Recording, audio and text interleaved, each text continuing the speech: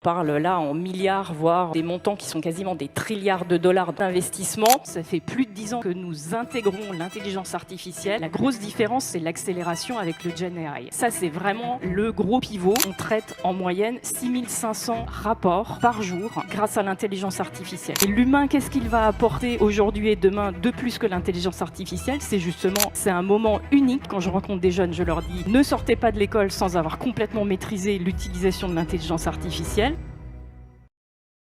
Pour nous, vraiment, l'intelligence artificielle, l'accélération de la digitalisation, cette disruption, ça fait partie des 5 grandes méga-forces qui sont en train de complètement transformer l'économie mondiale, la macroéconomie, la façon dont on fonctionne, dont on travaille, mais également comment on va consommer et vivre avec l'intelligence artificielle. C'est une énorme opportunité d'investissement, j'en parlais tout à l'heure. Et nous, on a défini dans cette opportunité générationnelle différents stades de développement de l'intelligence artificielle. Et la première phase dans laquelle nous sommes encore aujourd'hui, c'est la phase de construction. Donc, cette phase de construction, c'est vraiment l'ère de l'infrastructure de l'intelligence artificielle. C'est cette phase où les acteurs sont en train d'investir énormément d'argent, créer quelque part le hardware, donc la structure, les data centers. C'est vraiment là où les investisseurs sont en train, et les grandes entreprises sont en train d'investir énormément d'argent. On parle là en milliards, voire des montants qui sont quasiment des trilliards de dollars d'investissement. C'est une phase qui très probablement sera inflationniste. Pourquoi? Parce que les ressources sont contraintes, que ce soit les puces, les semi-conducteurs, mais également l'énergie. Et puis,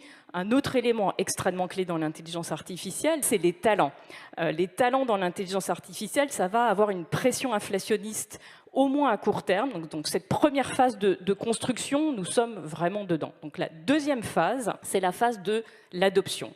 Alors, un certain nombre d'entreprises ont déjà attaqué cette phase-là. La question, c'est à quelle vitesse les entreprises vont vraiment l'adopter de façon très large, mais à quelle vitesse également les particuliers vont s'emparer du sujet intelligence artificielle. Et donc, cette phase-là, on est vraiment aux prémices. Et là, c'est la façon dont ça va se diffuser complètement dans l'économie et bien au-delà juste du secteur technologique. C'est vraiment l'ensemble des entreprises et des particuliers qui vont adopter, s'emparer de l'intelligence artificielle. La troisième phase, c'est la phase de transformation. C'est comment l'intelligence artificielle va même vraiment complètement transformer la façon dont on l'utilise et les business models. Donc c'est vraiment de passer de « j'utilise l'intelligence artificielle pour me faciliter certaines tâches » à vraiment repenser complètement les modèles par rapport à l'usage que l'on en fait aujourd'hui. Nous, chez BlackRock, on investit dans le secteur de l'intelligence artificielle et de la technologie. Nous investissons également massivement dans ce secteur en France. En tout, donc, BlackRock, c'est une société de gestion. Nous ne gérons pas notre argent, mais l'argent de nos clients. On investit en France plus de 240 milliards. Et sur ces 240 milliards, il y a une bonne dizaine de milliards qui est investi également en termes de private equity, d'infrastructures et de dette privée. Le secteur que nous aimons tout particulièrement en France, c'est justement le secteur de la tech.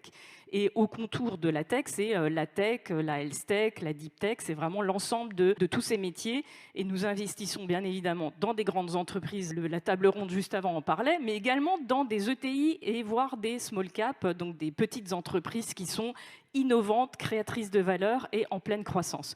Donc ça, c'est vraiment une partie de notre métier. On investit et on aime beaucoup la France. Pourquoi? Parce que c'est un écosystème extrêmement dynamique avec beaucoup d'atouts en France. Je parlais tout à l'heure des talents. Donc les talents, la dynamique de l'écosystème, un support et un soutien très fort également au niveau politique. Donc ça, c'est l'ensemble des atouts qui, pour nous, font de nous un gros investisseur dans ce secteur en France. Au-delà même d'investir dans le secteur de la technologie, nous investissons également avec l'intelligence artificielle.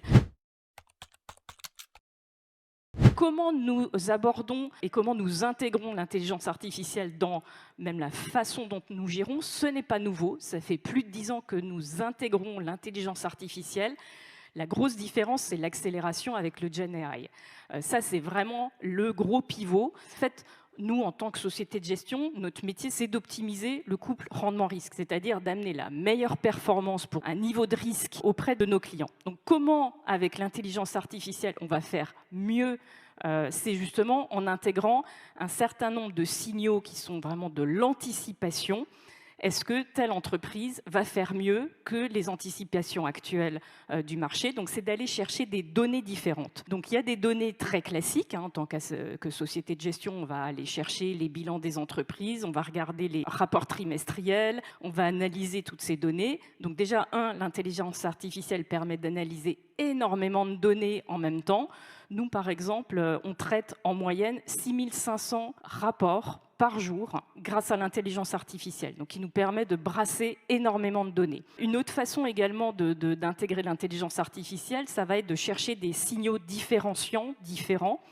Un autre exemple très concret, c'est on va par exemple regarder les sites de recrutement et on va faire des analyses très approfondies grâce à l'intelligence artificielle puisqu'on va toucher énormément de données en même temps. On va regarder quelles sont les entreprises qui recrutent, parce qu'en général, quand on recrute, c'est qu'on est en phase de croissance. Est-ce que ces entreprises ont des difficultés à recruter? Donc, est-ce qu'on va avoir dans les profils qui sont recherchés un manque de talent? Et donc là, ça risque d'être inflationniste.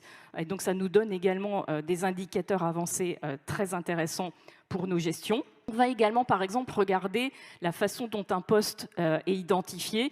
Est-ce que là, c'est un ingénieur software avec, par exemple, dans la définition même du poste, des objectifs de réduction des émissions carbone. Et là, ça va nous donner également des identifications que cette entreprise précisément est en train de travailler son empreinte carbone, ses enjeux climatiques et ESG.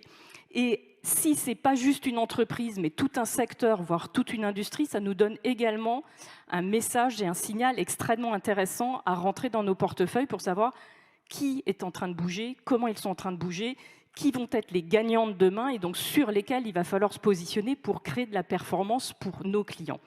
Donc ça, c'est vraiment l'ensemble, quelque part, des jeux de données. Donc c'est des centaines de millions de données que l'on brasse tous les ans avec des signaux qui sont réactualisés à taux de 25% par an. Donc c'est-à-dire que nous, on a des data scientists, on a des ingénieurs qui travaillent énormément derrière les machines et ce ne sont pas les machines, ce n'est pas l'intelligence artificielle qui prend les décisions d'investissement, c'est vraiment l'humain. Et l'humain, qu'est-ce qu'il va apporter aujourd'hui et demain de plus que l'intelligence artificielle? C'est justement la passion du métier, c'est la créativité, c'est l'innovation et c'est de pouvoir justement prendre des décisions parce que la machine, elle aura du mal à prendre des décisions. Et enfin, j'ai parlé de comment investir dans l'intelligence artificielle, comment investir avec. Nous-mêmes, nous sommes donc une société de gestion, mais nous sommes également une fintech. Nous avons notre propre plateforme technologique et nous sommes nous-mêmes utilisateurs. Tous les jours, tous les employés de BlackRock, donc c'est plus de 20 000 personnes dans le monde, utilisent l'intelligence artificielle. L'année dernière, nous avons intégré Copilot à Aladdin, notre plateforme technologique, et nous avons formé ces plus de 20 000 employés à prompter tous les jours. Moi-même, je ne lis plus mes emails, je demande à Copilot de me faire une synthèse. Si j'ai un document de 500 pages tout en anglais que je dois lire d'aujourd'hui pour demain matin, je vais demander à Copilot de me le lire et de me faire 20 boulettes en français. Aujourd'hui, je suis passée également à l'usage mode agence, c'est-à-dire de la veille technologique toutes les semaines où je reçois une actualité de tous les éléments que je veux absolument suivre. Je pense qu'aujourd'hui, c'est une transformation et un inversement de la hiérarchie avec l'intelligence artificielle. Donc c'est un moment unique en termes de gestion des talents, de pouvoir avoir vraiment cet atout de maîtriser l'intelligence artificielle. Et donc moi, quand je rencontre des jeunes, je leur dis ne sortez pas de l'école sans avoir complètement maîtrisé l'utilisation de l'intelligence artificielle. Quand je rencontre des femmes, je leur dis bossez votre sujet technologique et intelligence artificielle parce que ça ne doit pas être qu'un sujet d'homme. Et donc pour passer à l'action sur l'intelligence artificielle, c'est effectivement l'adoption. Merci beaucoup à toutes et à tous.